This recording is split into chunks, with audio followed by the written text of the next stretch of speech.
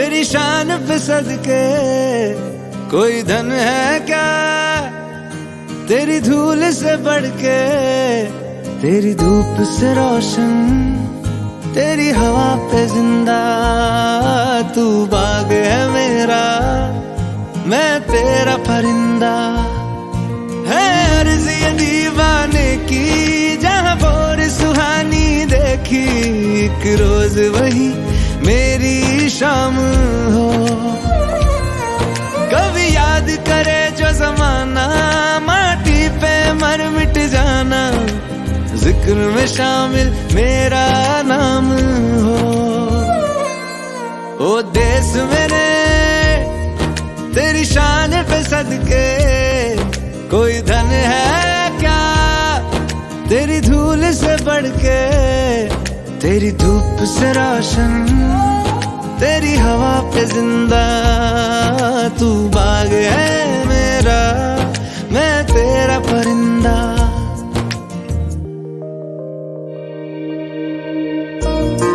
73મા પ્રજાસત્તાક પર્વની હાર્દિક શુભેચ્છાઓ। આપણે આ દિવસે જાણીએ છીએ તેમ કે વિશ્વનું સૌથી શ્રેષ્ઠ બંધારણ બન્યું અને આ દિવસથી અમલમાં આવ્યું છે। તો આપણે સૌ એ બંધારણને માન આપીએ અને બંધારણમાં દર્શાવેલા હકો અને ફરજો છે એ ફરજો આપણે નિભાવીએ અને હકો પ્રત્યે સભાન બનીએ। એટલા માટે આપણે આ દિવસની ઉજવણી કરીએ છીએ અને આપણે આપણી જાતને એ બાબતથી અવગત કરાવીએ છીએ કે આપણું બંધારણ છે એને હું વફાદાર રહેવાનો પ્રયત્ન કરીશ। આપણા બંધારણની વિશેષતા એ છે કે બંધારણ છે આપણે પોતે બનાવેલું છે, આપણા લોકોએ આપણા માટે બનાવેલું છે અને એટલે જ એના આમુખના શબ્દો છે કે અમે ભારતના લોકો।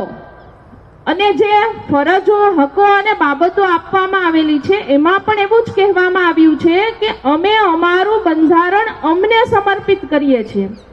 તો સર્વેનું હું આ પ્રસંગે સ્વાગત કરું છું અને આ સાથે જ આપણે આપણા બંધારણને વફાદાર રહીએ એ માટે આપણી જાતને તૈયાર કરીએ અને એ માટે તૈયાર રહીએ। ઓર્થોડ કન્યા વિદ્યાલય, બીએડ કોલેજ, સાયન્સ કોલેજ, ઉચ્ચ માધ્યમિક શાળાના તમામ આચાર્ય ભાઈઓ બહેનો, સર્વે શિક્ષક ભાઈઓ બહેનો તથા વાલી દીકરીઓ, દર વર્ષની એક પરંપરાઓ મુજબ આપણે સ્વતંત્ર દિવસ અને પ્રજાસત્તાક દિવસની ઉજવણી કરીએ છીએ, કરતા આવીએ છીએ। પણ સાથે સાથે એમાંથી જે એક પ્રેરણાનો સ્ત્રોત જે આપણે લેવો જોઈએ, એમાંથી જે કંઈ બોધ લેવો જોઈએ, એમાં ક્યાંક આપણે ખામી છે।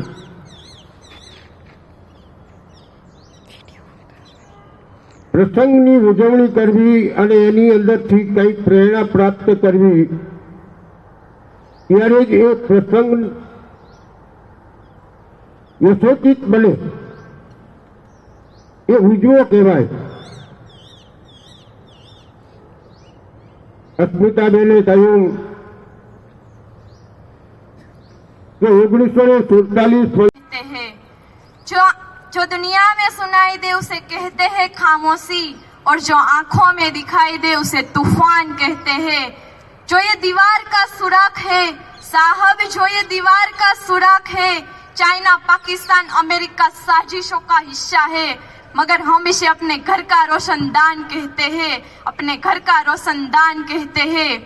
परम सम्माननीय यहाँ उपस्थित सभी गणमान्य व्यक्ति, मैं मयंती चिकाणी देश पे और राष्ट्र निर्माण के उपलक्ष्य पर अपने कुछ विचार आप सभी के साथ साझा करना चाहूंगी।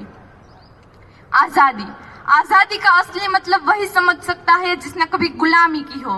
हम सौभाग्यशाली है कि हमने स्वतंत्र भारत में जन्म लिया। यूं तो आजादी की लो 1857 में ही जल चुकी थी, जो 1947 में हमारे देश को आजाद कराई।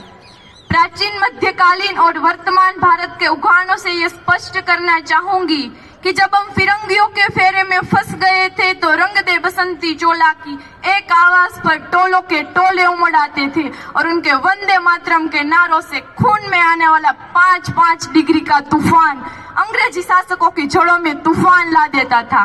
तब लोग मर जाते थे, मिट जाते थे, फांसी चढ़ जाते थे, तो वो भी अपनी देशभक्ति साबित कर रहे होते थे, क्योंकि उस दौर की देशभक्ति की कसौटी थी।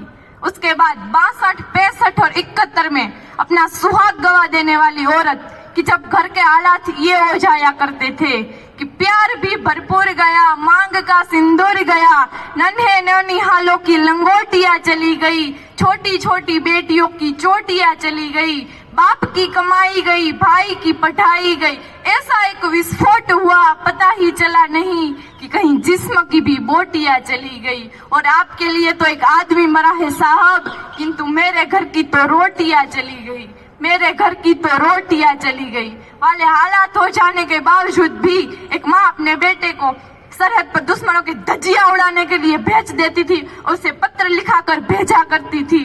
अम्मा ने खत लिखा है बड़े ही चाव से, पत्र मेरे न घबरा जाना, एक इंच भी पीछे न हटना, चाहे इंच इंच कट जाना, चाहे इंच इंच कट जाना। इस तरह पूरा परिवार अपनी देशभक्ति साबित कर रहा होता था।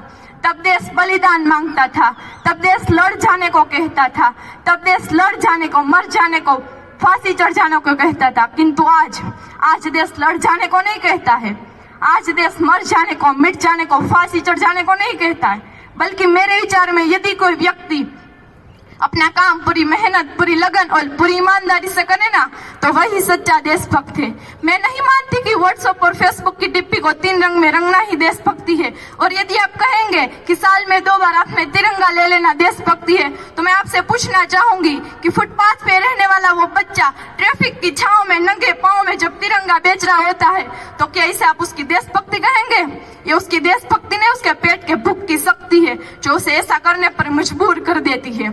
क्योंकि ना शिवालयों को जानते हैं, ना मस्जिद को जानते हैं, ना शिवालयों को जानते हैं, ना मस्जिद को जानते हैं। जो पेट के भूखे होते हैं ना, वो सिर्फ भोजन के निवालों को जानते हैं, वो सिर्फ भोजन के निवालों को जानते हैं। अपने देश, अपने राष्ट्र, अपने समाज के लिए समर्पण का भाव है देशभक्ति। और हर एक देशद्रोही के जीवन में आने वाला तूफान, हिंदुस्तान महान था, महान है और महान रहेगा।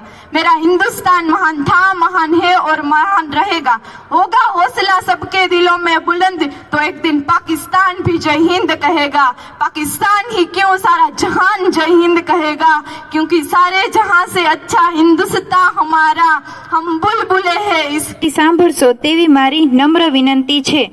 ભગતસિંહ તેમની ઉંમર જ્યારે નાની હતી ત્યારે તેઓએ સૌ પ્રથમ આ અંગ્રેજોએ જે ભારતમાં જલિયાવાલા બાગમાં હત્યાકાંડ કર્યો હતો તે તેમને જોયો, તેમની નજરમાં તે જોયો, ત્યારબાદ જ તેમણે વિચાર કરી લીધો કે હું એક દેશભક્ત જ બનીશ।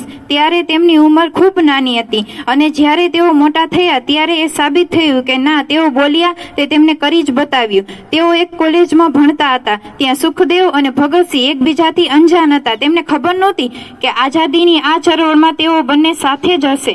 ભગતસિંહ તેઓએ એક સભા હતી અંગ્રેજોની, તેમાં તેમને એક પોતાનો ડાન્સ કે નૃત્ય આપણે કહીએ તે રજૂ કર્યો અને તે દ્વારા તેમણે અંગ્રેજોને કહ્યું કે તમે આ ભારતમાં ઝાઝા સમય સુધી ટકી શકશો નહીં।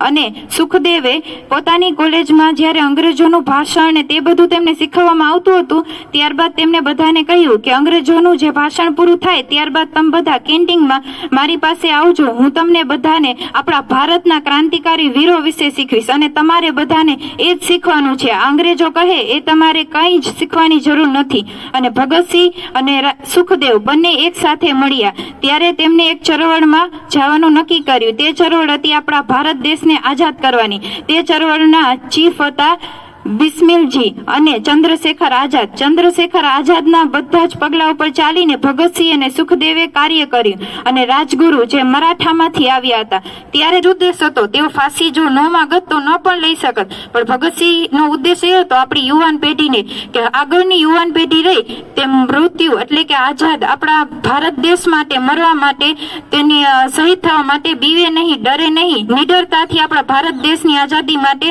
કંઈ પણ બલિદાન આપવા માટે માટે તૈયાર થઈ જાય એટલે તેમને ફાંસી લેવાનો નિર્ણય સ્વીકાર કર્યો હતો. અને જ્યારે બધા લોકોએ, ભારત દેશના લોકોએ એ બધું જોયું ત્યારે અફરાતફરી કરી નાખી અને બધા જે અંગ્રેજ સરકાર રહી તેને આપણા ભારત દેશમાંથી ભગાડવાનું નક્કી કર્યું. અને જવાહરલાલ નહેરુ, જે મહાત્મા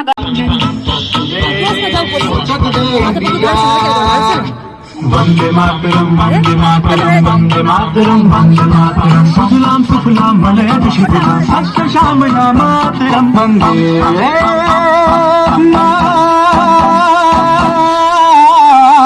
मातरम वंदे मातरम वंदे मातरम वंदे मातरम वंदे मातरम ये दुनिया एक दुल्हन दुल्हन के माथे की बिंदिया ये मेरा इंडिया ये मेरा इंडिया इंडिया ये मेरा इंडिया हम लोगों को समझ सको तो समझो दिल भर जानी जितना भी तुम समझोगे उतनी होगी हैरानी फिर भी दिल है हिंदुस्तानी फिर भी दिल है हिंदुस्तानी फिर भी दिल है हेलो હવે સર્વે દીકરીઓને 9:30 સુધી રિસેસ